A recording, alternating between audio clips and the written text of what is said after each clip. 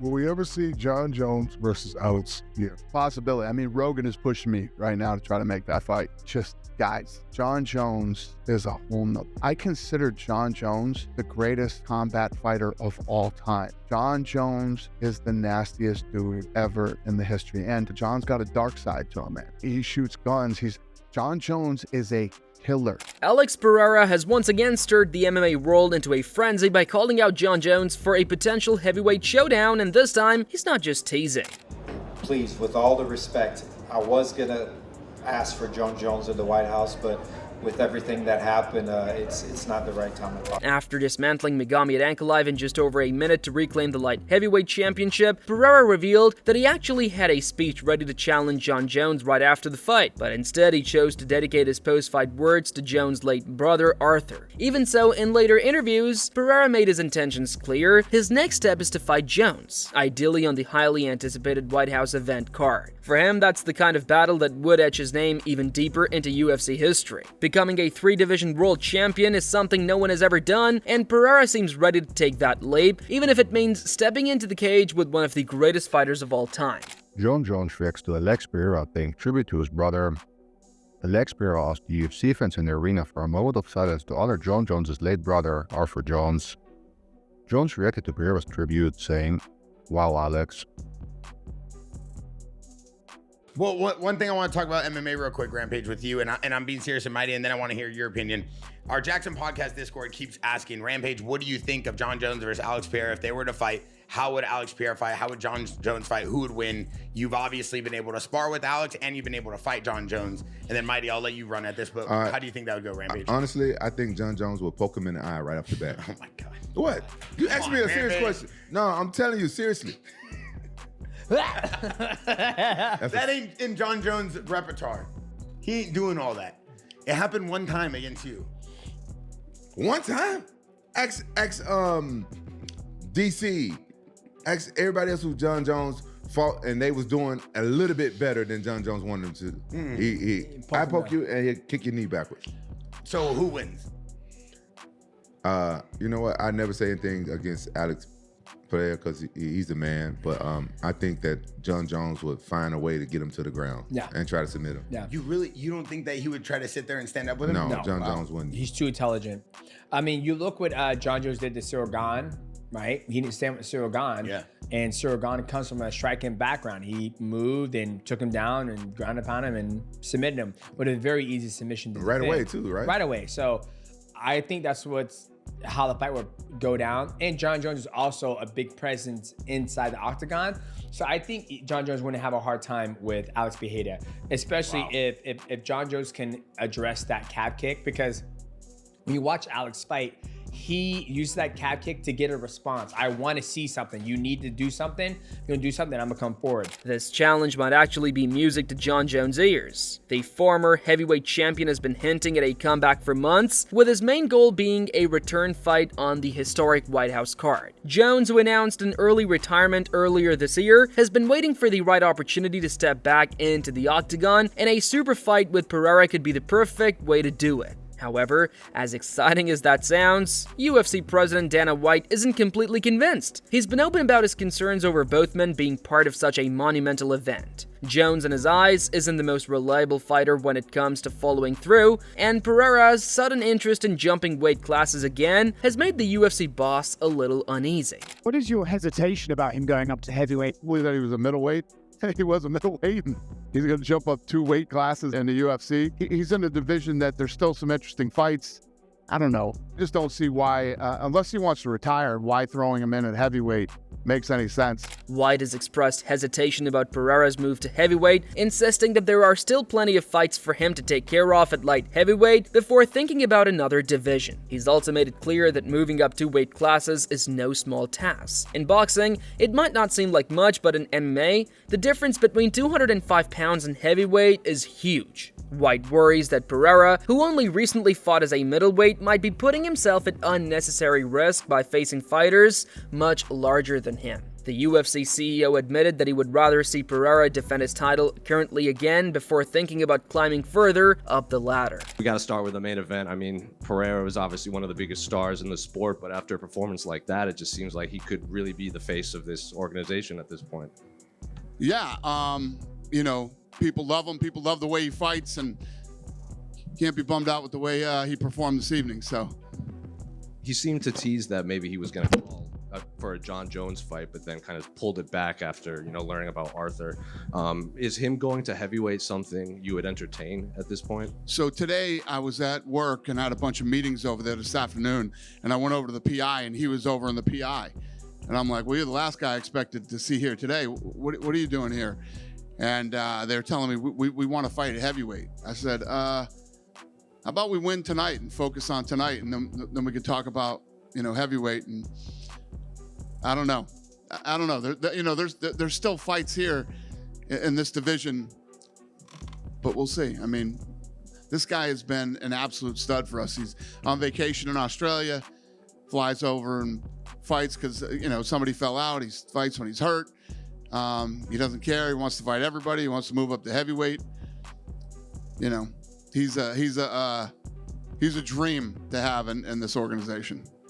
Speaking of the other fights in this division, Carlos Ulberg was in attendance. He spoke with us backstage, and he said, you know, he wants the title shot, but he's willing to fight anybody to get it. Yuri obviously also believed he deserves the next title shot. Two great performances, I guess.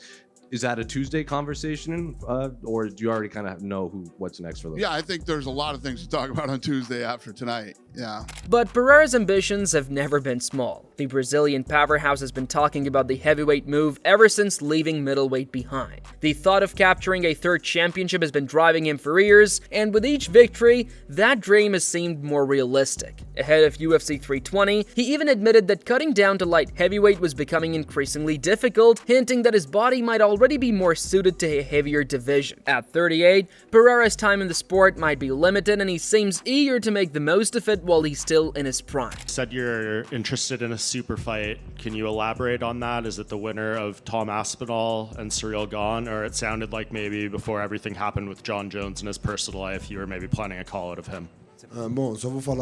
I'll answer his question, and I'll answer this subject one time. And, you know, I with all the respect I have for the situation, and I've said this in the back, you know, a lot of people try to create a lot of stuff around this. So, again, please, with all the respect, I was going to ask for Jon Jones in the White House, but with everything that happened, it's not the right time to talk about it.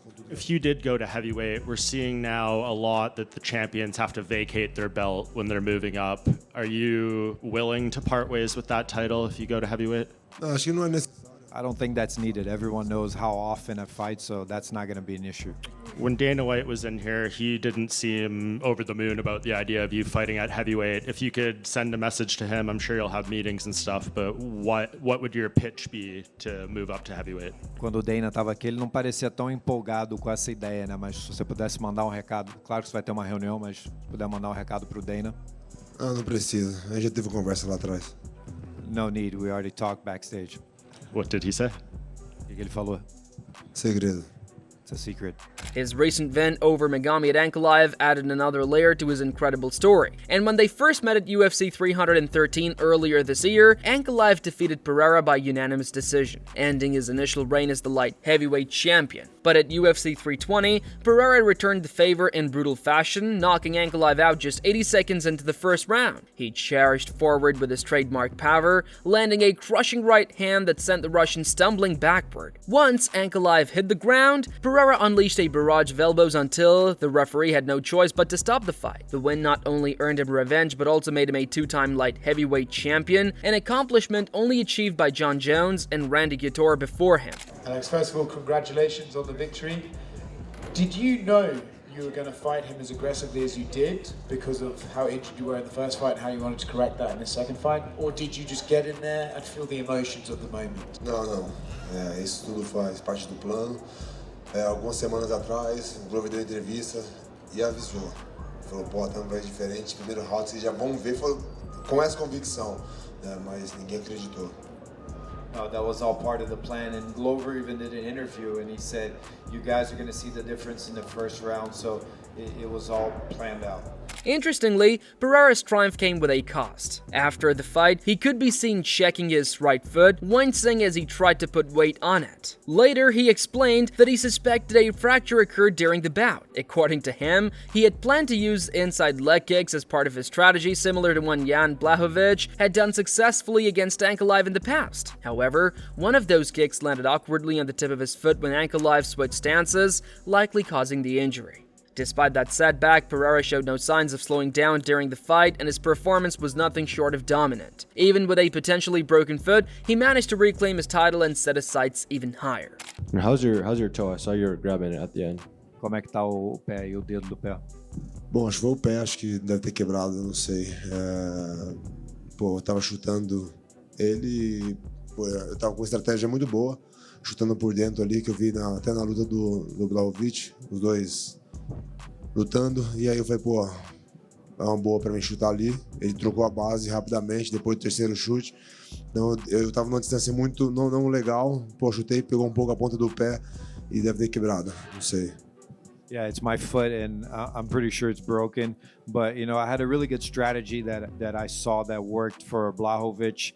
The inside calf kicks were working. I threw a few of those, and then he switched stances, and I think I was in the wrong range, and I threw another kick to his lead leg, and it landed on the tip of my foot, and I think it's broken. Pereira's success has naturally drawn attention from other stars across divisions, including current middleweight champion Khamzat Chimaev. Right after Pereira's victory at UFC 320, Chimaev took to social media to remind everyone that there is unfinished business between them. The two have exchanged words for years, dating back to when both were climbing their respective ranks at 185 pounds. Now that they each hold titles in different divisions, a clash between them would be one of the most high-profile fights the UFC could make. Chimaev's message was simple. He wants to settle things inside the octagon once and for all, and whether the UFC decides to make that fight happen remains to be seen. But it's clear that fans would line up to watch two of the most dangerous strikers in the sport go head-to-head. Middleweight champion Khamzat Chimaev has called you out and said that congratulations, but now you guys need to finish your business. Thanks for congratulating me, but all I want is a super fight. I want to fight at heavyweight. All I can say is thank you. While White still believes Pereira has unfinished business at 205 pounds, even he acknowledged that the Brazilian's ambition is unmatched. The main concern remains whether Pereira could safely and successfully compete against the much larger athletes in the heavyweight division. Fighters like Tom Aspinall, Sergey Pavlovich, and even Cyril Gane have natural size advantages that could make things difficult. But Pereira has never been one to back away from a challenge. If anything, his entire UFC journey from dethroning Israel Adesanya at middleweight to conquering light heavyweight has been built on doing what people said he couldn't.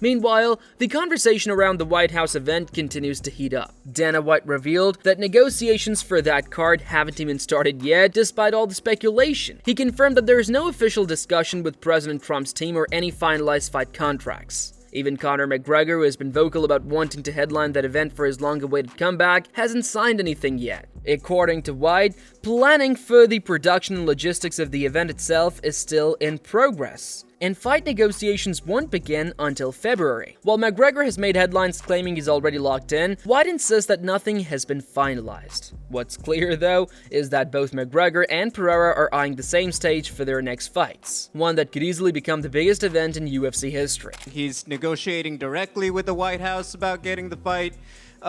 It just feels like that's the most preeminent guy. Can you just talk about where talks are about Conor's return, White House or otherwise? We're still talking about the production and how everything's going to work at the White House. We have not started negotiating any fights for the White House yet. That won't even start till February. And then finally, I made it clear Conor wants to fight on that card, and you can clearly see Conor is very fired up to fight on that card, but nothing is done yet. And no fights are being negotiated with the White House. Pereira's journey from kickboxing superstar to two-division UFC champion has been nothing short of remarkable. Now standing on the edge of possibly making history as the first three-division champion ever, he's daring to dream even bigger. Whether it's Jon Jones, Khamzat Chimaev, or another massive opponent waiting at heavyweight, his confidence remains unshaken. Even with a potentially broken foot, he's already thinking about his next move, proving once again that his mindset is as dangerous as his left hook. For a fighter who has already conquered so much in so little time, stepping into the heavyweight division might just be the final chapter in one of the most extraordinary legacies the sport has ever seen.